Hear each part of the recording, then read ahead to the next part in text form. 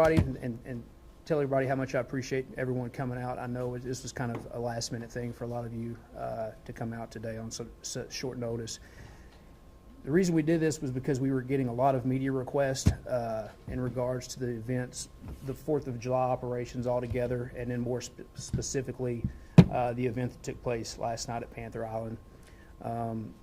So I'd like to introduce Fort Worth Fire Chief Jim Davis to address some of these questions that you guys have. Chief. Good afternoon. Thanks, Craig. Jim Davis, D-A-V-I-S. With me is Deputy Chief Bobby Fimbres, F-I-M-B-R-E-S. Bobby, yes. Correct? Bobby is actually a Deputy Chief in Operations on a shift, and yesterday he was the Operations Chief over the 4th of July festivities and the fireworks along Panther Island. So I asked Bobby to come down today in case there's a couple of questions that you asked that I may not know the answers to. I'll just start out with a little bit of a briefing, and then just happy to answer whatever I can, and if I don't have the answers, I'll make sure that we get back to you with that. We have been working on, as you know, COVID aside, this is an annual Fort Worth experience. We've been working on the preparation and the planning for this for several months. Late May, early June, it became very evident that the weather conditions were going to be challenging, more so than in years past. There was a conversation a good conversation between the county, the fire marshal of Tarrant County, and myself regarding concerns about the weather conditions. And we can talk about that later. The show was completed by a company called Magic in the Sky. They are, from what I understand, a San Antonio-based company. The show was permitted with the proper permitting process on June 27th, 2022.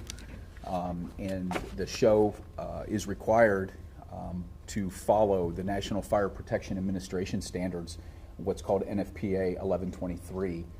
That is the standard for the fire service on how shows are conducted for a professional experience. So there are several things that NFPA speaks to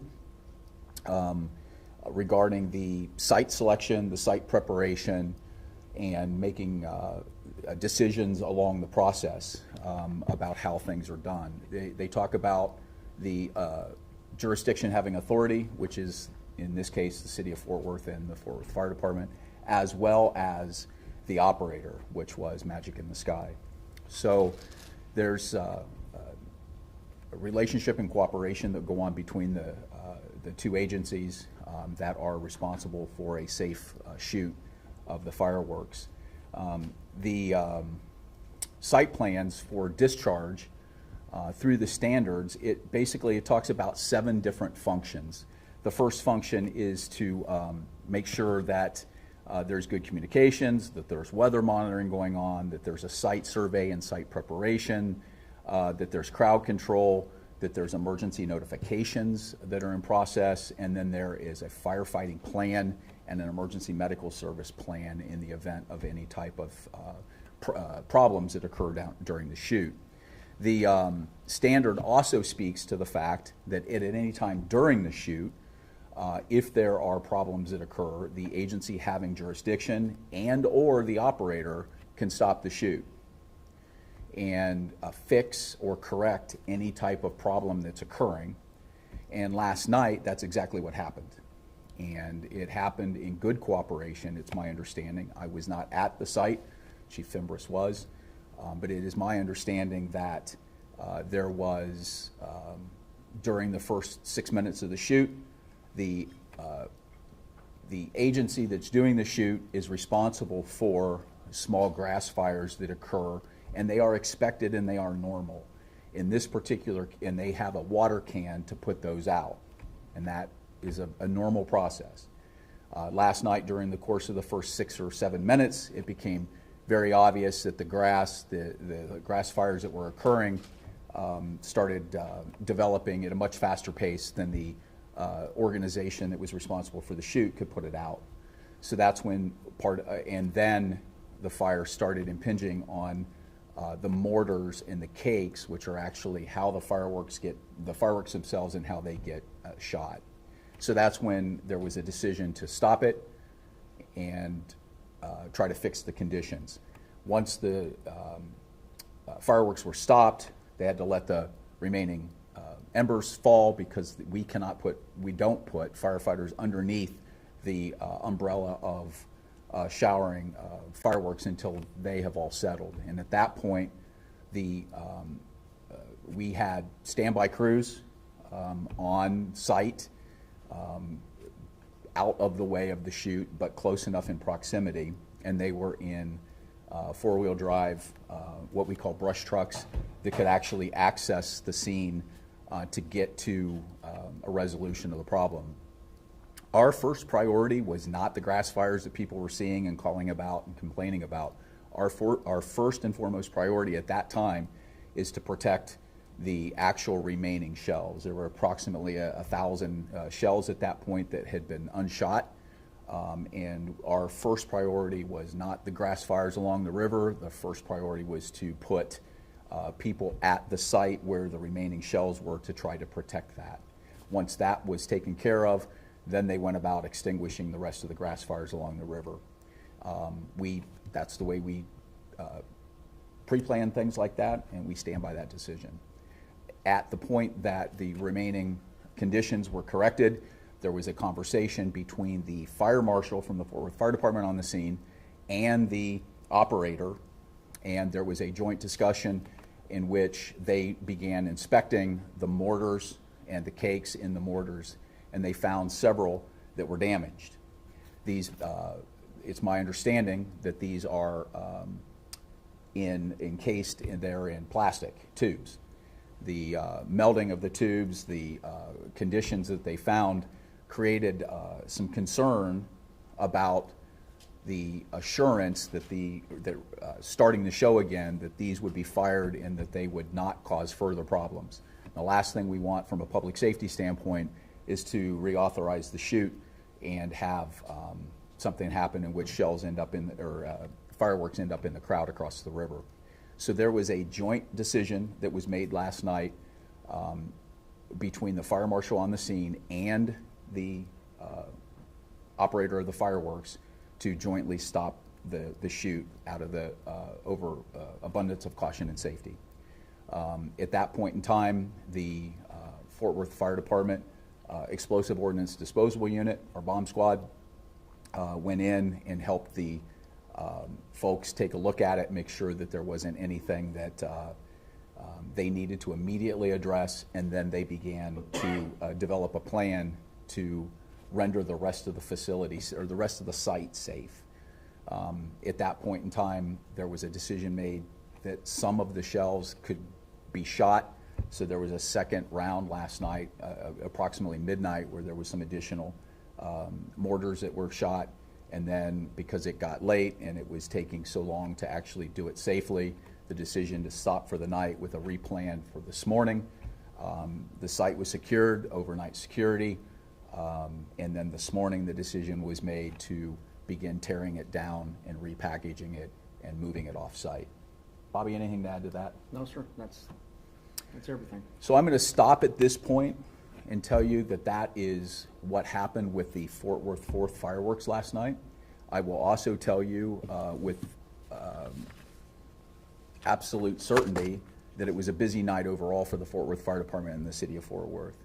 We responded to over 225, 250. We're still calculating numbers, let me be very honest with you, and we'll get you accurate numbers. But we responded to approximately 250 fires, grass fires of some form, that were caused by the illegal use of fireworks in the city limits of Fort Worth. There was there were several fires overnight, structure fires. We're aware of one that's been investigated that was apartment building fire up off of Western Center in 35. That was a direct result of a sparkler being used and set the grass on fire, set the side of the apartment building on fire. We responded to about 1,155 responses in that 24-hour period. And so we got to the point with the 1,155 responses and 250 of them being grass fires, we got to the point where we started triaging the grass fires. And what I mean by that is we started asking additional follow-up questions about where the grass fire was, where it was in relationship to occupied buildings, life hazard, and et cetera. And we got to the point of prioritizing our response based on something that was in an open field with nothing around it versus something that, to the example of the apartment complex. So that is how we got the resolution of the issues overnight last night, and it went on well into the early morning hours. Chief, follow up on that. You said 155 responses. Does that mean 1,155. Right. 911 calls to the fire department requesting assistance for a wide range of emergencies. That includes healthcare issues that we work with MedStar on, as well as structure fires, grass fires, car fires, and those type of things. Chief, with before the show, there are at least 150 grass fires that the fire department were called out to during the day yesterday, compared to 17 all day on the 4th of July last year.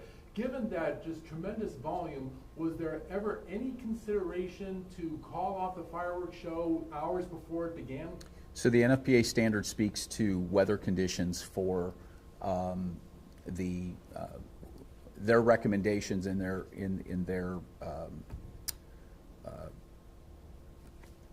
standard. I'm sorry, I was missing a word there. The standard of 1123 talks about weather conditions specifically related around wind, not just the sustained winds, but gusting winds, and they generally use 20 to 25 miles an hour of gusting or sustained winds in order to cancel the shoot. There's nothing in the standard that I've been able to find that speaks to temperatures.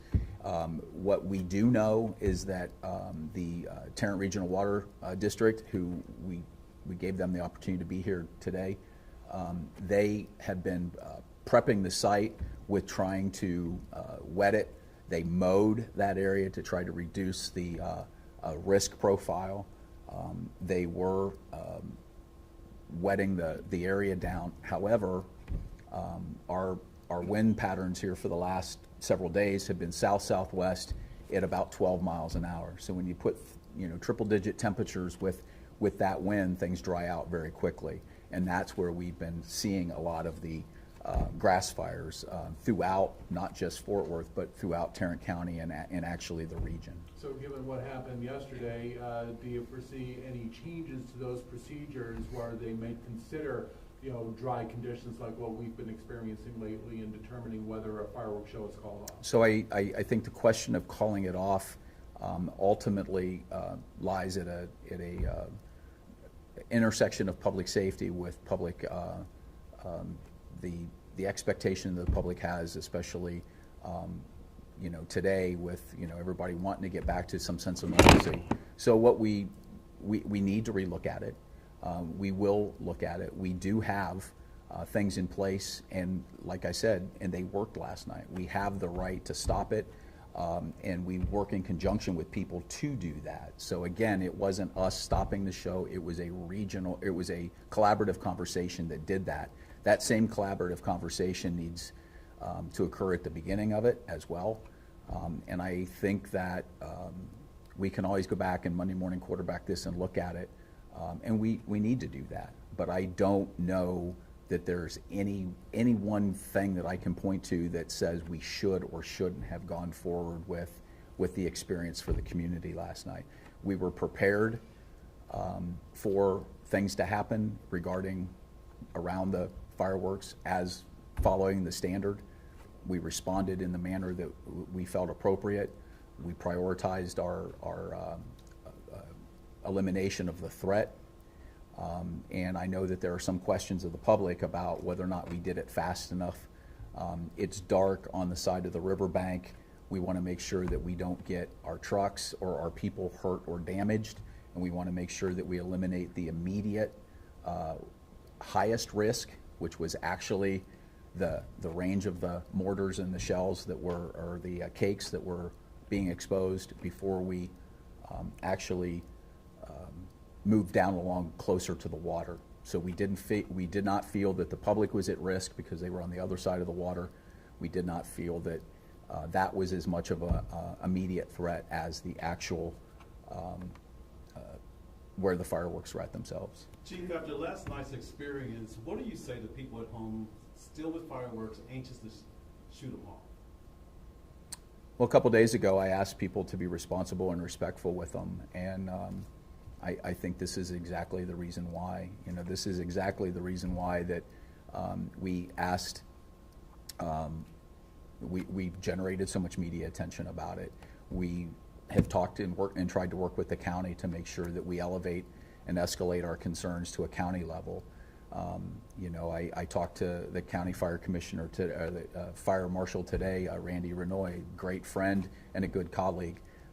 Randy was dealing with the same issues out in the county, even though there was a unincorporated county burn ban, and there was injuries that occurred out there from the use, and people were aeromedically evacuated from different places in the county due to injury, according to my conversation with Randy this morning. So to answer directly your question is that this is exactly what we experienced last night, was the concern that myself as the fire chief in Fort Worth and every other fire chief throughout Tarrant County was worried about, and that's why we asked, and we asked to work with you all from the media to push out our message to the public about their responsibility in the use of fireworks. Chief, just in general, how concerned are you in the coming weeks about more grass fires given the continued dry conditions? Man, that's a great question, and I'm very honest with you. I don't think that we're out of it yet. You know, it's still there is no relief in sight. There's no real weather system coming that I'm aware of. The temperatures are still up. There are some additional resources that both the county and the state have to help us, and we contribute to those resources and go other places throughout the region and the state to help. So we are actively monitoring that. I had a conversation today with a community partner who has an ability to use the aviation industry to get some water into difficult terrains. So he and I spoke this morning on the phone. We're interested in working with them in a partnership to try to reduce the risk profile to our communities. But you know, we need to make sure that the public realizes that just because the 4th is passed, we see the problems with grass fires, and it doesn't take fireworks. It could be any misuse of a heating element, you know, a fire pit or smoking and tossing a cigarette out the window and those type of things. We ask the public to try to keep their grass down and mowed, and not let a lot of foliage develop around their properties, and keep it trimmed back. Those are the type of things that help us and give us a competitive advantage when trying to mitigate the emergency. Do you have any numbers regarding fines, whether it be how much they range in cost, or how many, or if any, were given during that 24 hours? So we did try something different last night. Not last night, over the course of the weekend. You know, the idea of providing citations, as I've talked about before, is somewhat challenging. The reason it's somewhat challenging is because in essence, you have to actually physically see the person actually use the illegal firework before you can cite them, and that we are comfortable making that stand. Over the weekend, we tried using the camera systems that are developed within the city to actually monitor the cameras throughout the community, not in any one particular neighborhood. We used the fireworks hotline number and email address that we ask people to report illegal use of fireworks at. Instead of using the 911 system, we ask them to use that number. Again, it's not as much as we're going to be able to get to 4,000 or 5,000 complaints all at the same time. It is that we prioritize the response, because we don't have enough assets to get to 4,000 complaints. And what we did with this is we prioritized places where people were causing fires, where people were injured, or where people were stuck in their homes and needed to get out for healthcare reasons and work and stuff like that. And then we batched them into certain areas where we saw multiple addresses or multiple streets where people were calling from, and we did two things. One, we sent fire arson investigators out directly to either assess the situation or knock on specific doors, which we did, issued citations and confiscated fireworks from. We also used the camera system in order to monitor those areas, and there were numerous opportunities where we found people pulling up in a car, jumping out in the middle of the intersection, lighting a bunch of stuff off and getting back in the car and driving away. And we were in a lot, not hundreds, but in approximately 40 or so situations, we were able to identify license plate numbers and description of people that we were then able to maintain that video. And we believe, working with the prosecutor's office, the court system of the city of Fort Worth, we believe that those citations will be sent, and we believe that they're enforceable. The amount of calls that you had yesterday, was there any time that there was concern that would be stretched thin? Was there comparison to the, back in when we had the the February freeze? Was it in comparison to just the amount of calls that y'all got? So actually, it was a little less busy, for lack of a better word, than it was during the cold weather. However, the experiences that we learned and we gained from the cold weather in having multiple requests for service and limited resources, we put a lot of those into play. And what did that include? Things like deferring people off of the 911 system except for the most time-critical emergencies, putting in additional assets on the street, putting additional dispatchers in, and began utilizing some of the things that we learned from the cold weather in order to try to get to all of the different requests and make sure that they were prioritized, they were handled, and that they were mitigated without causing further problems to the community. So it was very similar, not quite as busy, very similar, and we used a lot of the same strategies regarding regional approach to and doing it in such a manner that we were prioritizing our response matrix. Are y'all having talked about changing the location possibly next year for the fireworks show? I've not been a part of any of those conversations. I had conversations with city leadership last night and this morning. The city leadership's been very supportive of making sure that we did what was we worked together to do what was in the best interest of public safety in the community. I understand there's a lot of frustration in the community. I understand that there's a lot of sadness that the show wasn't completed last night, but there's been overwhelming support of city leadership in the fact that, hey, this was the right decision at the right time considering the situation that was developing, and but there's not been additional conversation at this point about next year. What I will tell you from the Fort Worth Fire Department standpoint is that I have already started compiling all this information that we're here to talk about today.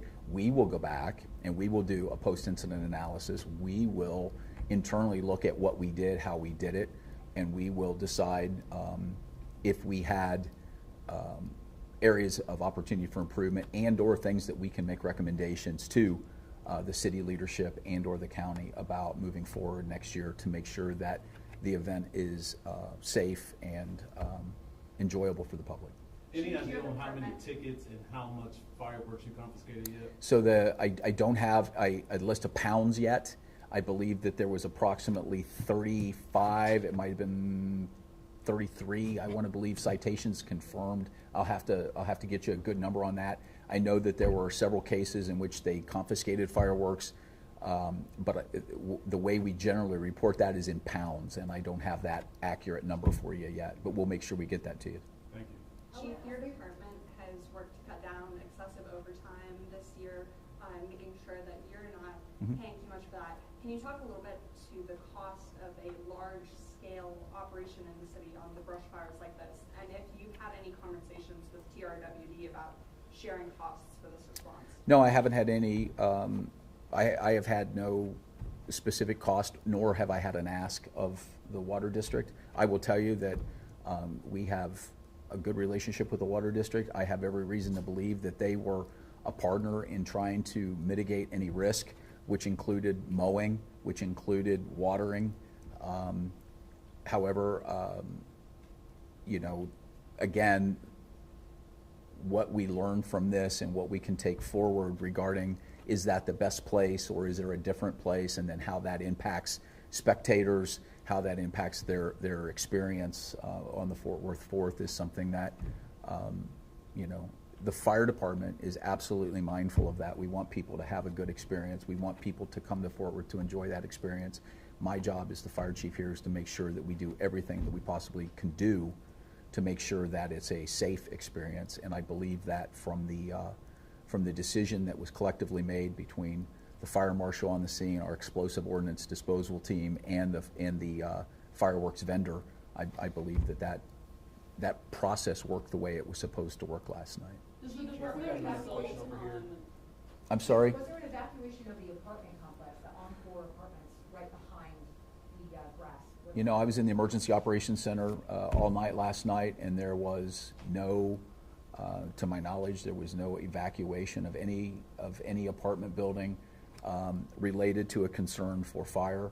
I think that what you're, the one thing that, you know, obviously did occur was once the decision to suspend the show, then there was an orderly evacuation of the the spectators from the viewing areas along the river, and we waited until all of those folks were gone and the area was safe and secure before there was any decision on what to do next with the remaining mortars and cakes.